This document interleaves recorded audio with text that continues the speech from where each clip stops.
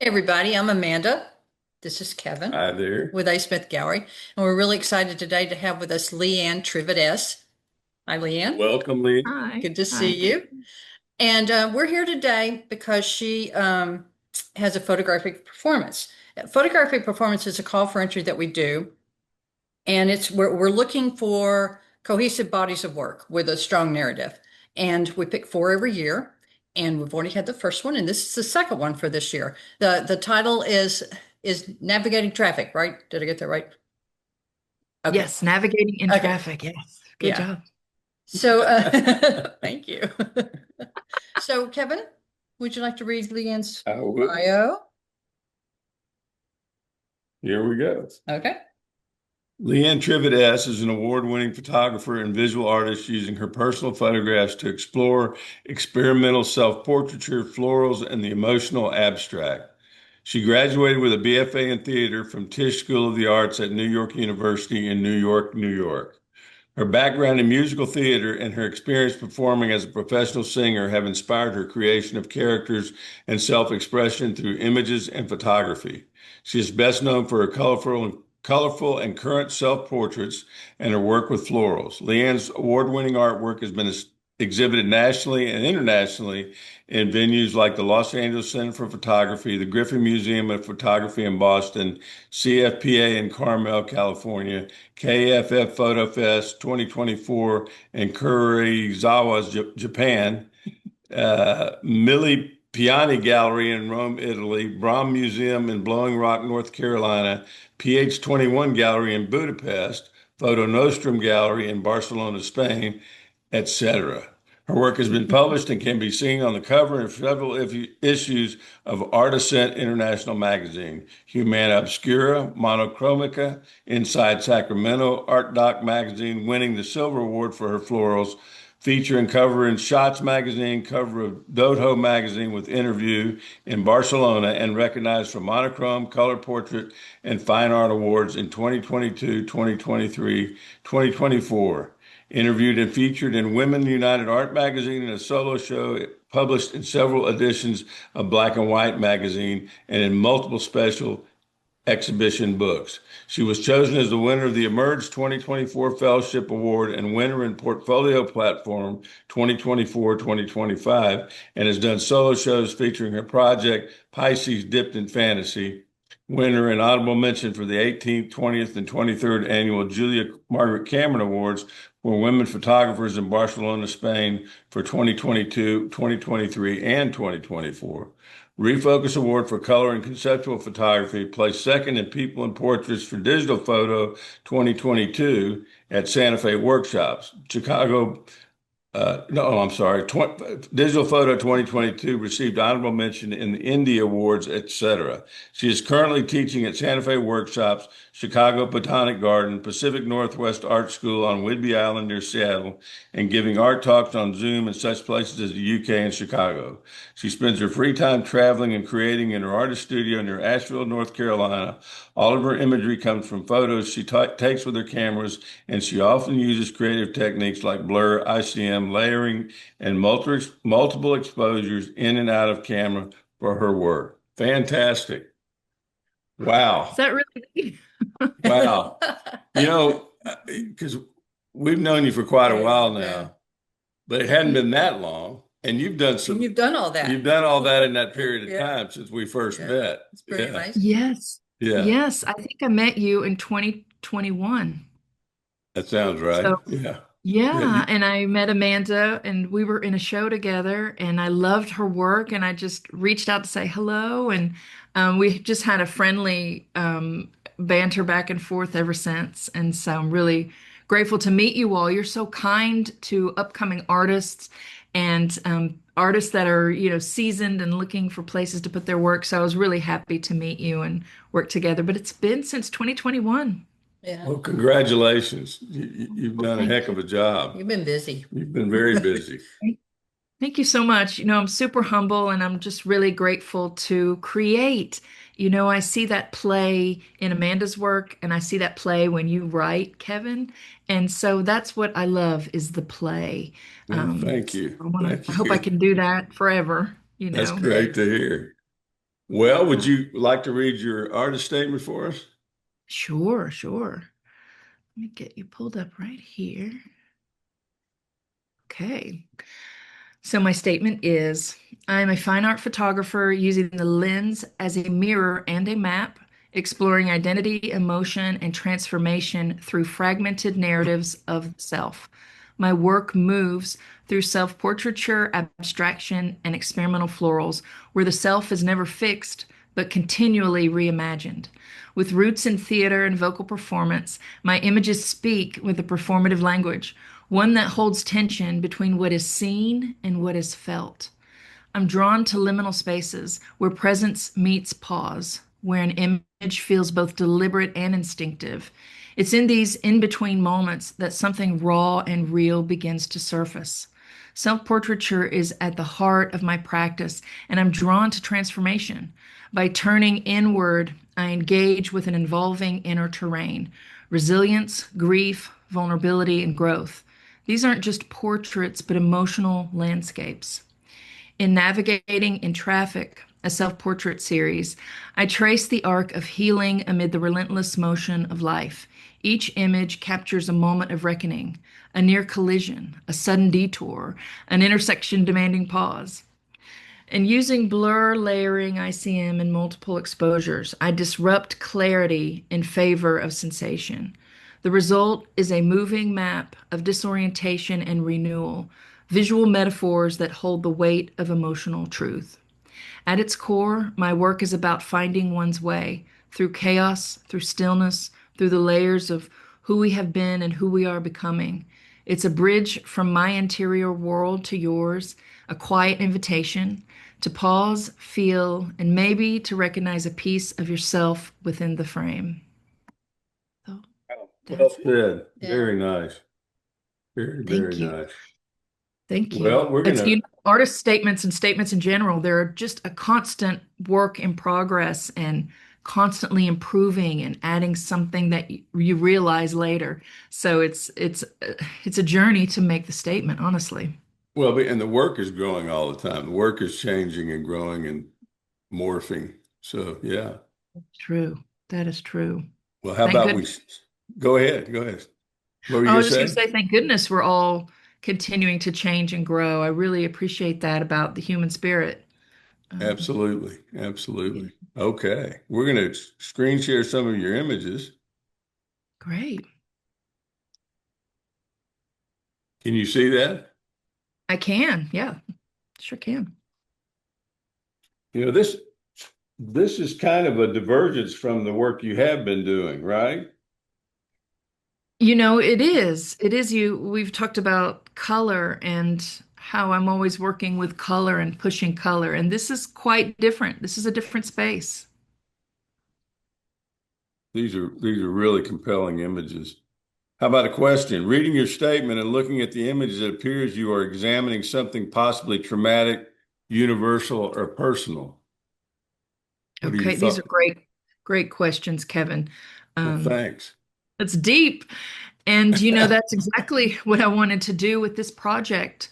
I have a lot of work that has beauty and florals and celebrates the joy in life.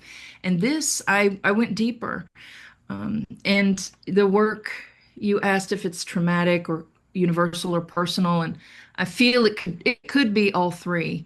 But the work comes from trauma. I've experienced a lot of loss, and how do you work through that? How do you stay the same person but continue to grow and overcome these things and still live as a human being and through it all. So I think it could be all three. I think this is from trauma, but I think maybe loss could be universal and very personal to a lot of people that might be watching this interview, and maybe we can connect that way through the work and maybe find some healing. But working through creating these images provided healing for me in several different ways. And I really enjoyed the process, but going deep is not always easy. In my teaching, I try to create a supportive environment for my participants and really encourage them to go deep and to talk about their lives and their story. And so that's what I challenged myself to do with this series. And that comes through, and trauma, excuse me, trauma and loss are absolutely universal. I mean, it's something we all experience at some point. Yeah. Well, could you tell us how your experience as a vocalist, having a persona that is possibly removed from your actual persona, informed your work? Sure. I'm so glad you asked about my musical background because it is such a part of me as an artist and what I do. Because now it's translated into visual. But, I've had music around me my entire life. My grandmother was a music teacher, and my other grandmother was a porcelain artist, and she painted florals. So a lot of my work comes from these two very strong, passionate women. And I've just had music and characters in my life, and I went to school in New York, and there I could really explore character work and props and costuming and set design and lighting design and how do all of these things support a story on stage that people are coming to see. And, in that, you find your character or persona. And one of my favorite things that I've done in my career is front a band. And, I've done several like Women of Rock projects where I could sing Pink or Rihanna. And in several of these bands, I've done Stevie Nicks, Lady Gaga, and these are big, as you say, personas. So how does, little Leanne take on these larger than life performers and, do it in a small town or do it on a big stage in front of 10,000 people? How do I do that? And part of that really was bringing the persona, but there's a piece of me in it too. So I could hold on to that while I'm on stage doing, these different characters, personas. And I wrote a little something.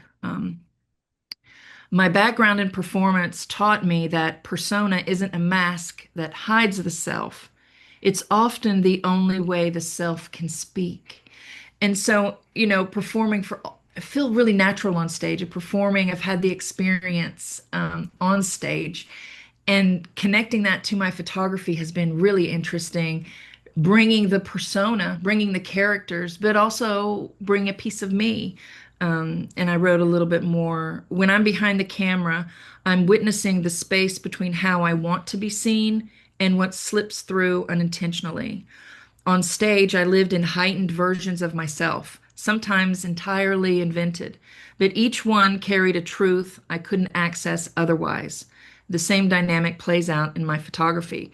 And so performance can kind of be a confession, sharing parts of yourself, but also concealing parts of yourself, but entertaining at the same time. And I think my photography kind of does that. It can be really entertaining.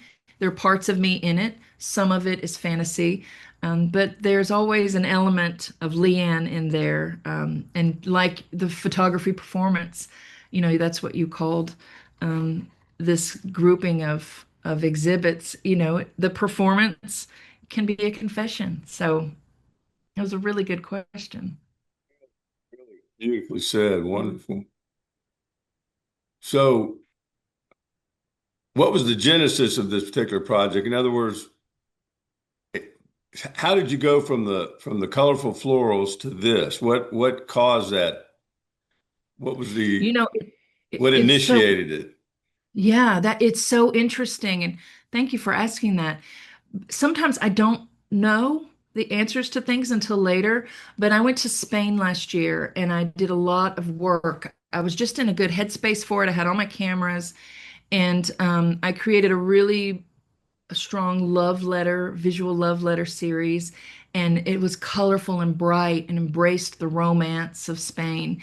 And then this work came from the same big batch of images, and it slowly started to creep in, and I just started to work with it and work with the emotions that were coming up, and it just kind of naturally happened. And now looking back, I can say this is what was coming out. And as a true duality Pisces person, I had both sides of the coin. There's not a lot of gray area. I had the bright, colorful romance, and then I had the other, which is this that was creeping up, the deeper work, the underlying. I think in my notes I wrote it's underlying black and white colors underlying the color. And so Right. this just came forward and I just went with it. And when I work, I don't think too much. I'm making decisions, and now that I'm pretty okay at multiple exposure and Photoshop, I can use the tools to support the vision. And turn off everything and really focus on the work for, I could be 4 hours, and then I realize it's 4 hours later. But I really just allow myself to go to that emotion. I just let it come out and I just go there. And that is really what happened here. But the black and white is definitely different than my color work. And I've always enjoyed black and white from headshots in New York City. Each headshot would be different. You would have one for musical theater or commercials, you would have a serious one for drama or Shakespeare, and then you might have a totally different one for a music video. And so I've always appreciated that the way black and white could support a story. And I wrote a little bit too to add to this. Color has been an instinctive language for me. And with this series, I was moving through something quieter, heavier, and more uncertain. Color can feel polished and resolved. And for this particular project, I needed to feel stripped down and bring forth something out of honesty and uh, deeper emotions. And it allowed me to work with silence, shadow, subtlety, and by removing the color, the emotional rawness came forward. And my self-portraits felt more exposed, more direct. And, there's no place to hide. I wanted to show emotion and story and things like confusion and maybe feeling trapped, but also having a resolve and as keeping the hope. So there is the trauma and there is the loss, but we have to keep going and have to stay resilient in my work, in my life. I've got to keep going. So the shift changed also my process, and the process became about presence, not polish. And these images aren't about beauty or clarity, they're about staying present with what's unresolved. And in a way, they're the underside of my color work. They're more fragile, more human, more true. And I think that's what the project needed, not a performance or a vibrancy feel. It needed a stillness where the truth could just be. And you asked me too, how did I respond to this process and that this is different? I responded with discomfort and tenderness as I was making the work, and even as I look at it today and write about it today, I feel a kind of stillness that I don't often allow myself. And the images confront me. They're quieter and they stay with me longer. And they ask me to be felt. So it was quite a journey to create this project out of the joy I was feeling in Spain and just what was under that and how it just came out. So If I was it's been a asked journey. to guess what the theme of this work was, it would be reaching. If it's like all of these images are reaching for something. Yes. Yes. I Are love that you you said that. conscious of that, or was that a part of your process, that thought process? It is very interesting when, yes and no. At the beginning, I was just making work. And then as you put the images together, sequencing, you do see the hands and the reaching.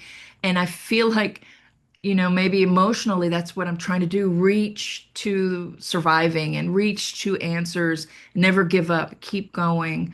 And there's like a resilience in the reach. And when I first started this project, the reach was in the title.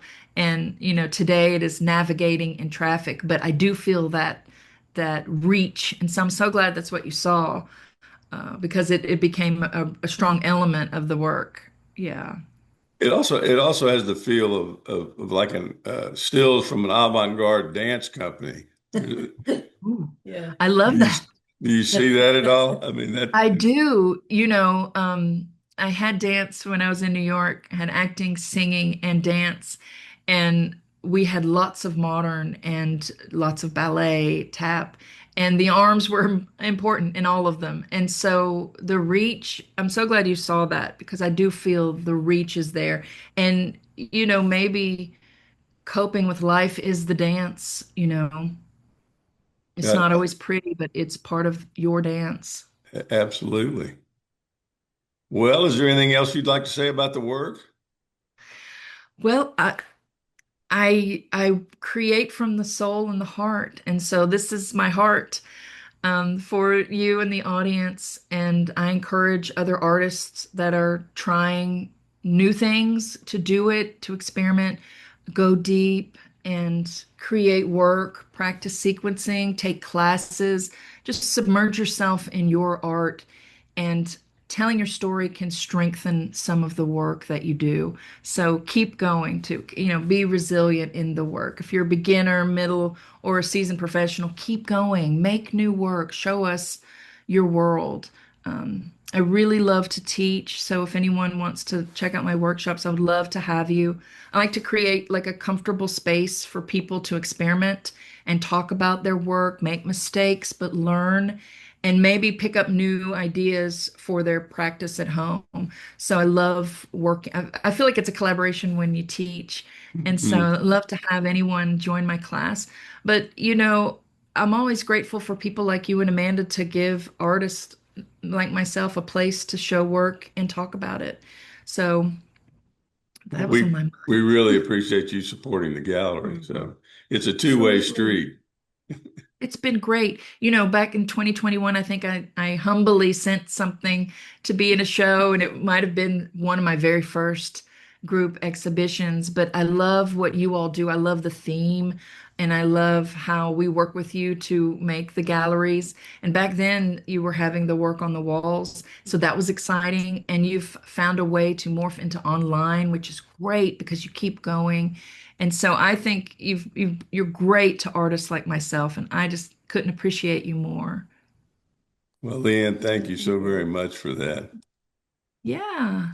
Thank you. Thank you for having me. I love seeing you all. You all teach and work and write. Just very creative people. I hope you all keep going. Is there something you want to say about your work? Like what keeps you all writing or creating those beautiful collages, Amanda?